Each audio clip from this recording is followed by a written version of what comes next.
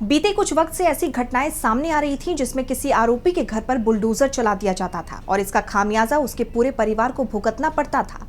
लेकिन supreme court के फैसले के बाद इस एक्शन पर रोक लगी है।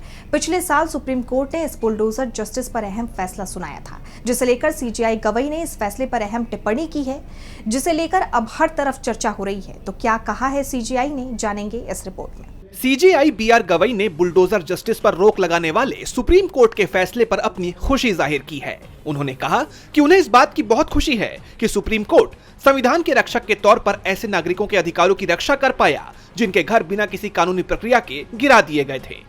दरअसल सीजेआई गवई उस बेंच का हिस्सा थे जिसने पिछले साल एक अहम फैसला सुनाते हुए बुलडोजर जस्टिस पर रोक लगा दी थी। इस फैसले में कोर्ट ने पूरे देश के लिए गाइडलाइंस जारी की थी और साफ किया था कि किसी भी आरोपी को दोषी मानकर उसका घर गिराने का अधिकार कार्यपालिका को नहीं है।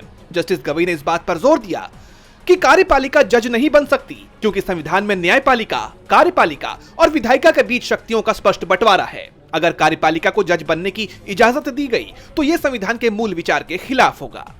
गोवा हाईकोर्ट बार एसोसिएशन के कार्यक्रम में बोलते हुए जस्टिस गवई ने आगे कहा कि कई मामलों में जिन लोगों पर मुकदमा भी नहीं चला था, उनके घर और संपत्ति बिना किसी सही कानूनी प्रक्रिया के गिरा दिए जा रहे थे। घर सिर्फ आरोपी व्यक्ति का नहीं होता, उसमें पूरा परिवार रहता है जिन्हें बिना किसी गलती के खामियाजा भुगतना पड़ रहा था। सीजेआई ने आगे कहा कि हमारे देश में कानून का राज सबसे ऊपर है। सुप्रीम कोर्ट इस बात से संतुष्ट है कि वो ऐसी गाइडलाइंस बना पाया जिसने कार्यपालिका को जज बनने से रोका और नागरिकों के अधिकारों की रक्षा की। ये फैसला कार्यपालिका की मनमानी पर लगाम लगाने और नागरिकों के संवैधानिक अधिकारों की रक्षा की अहमियत को दर्शाता है।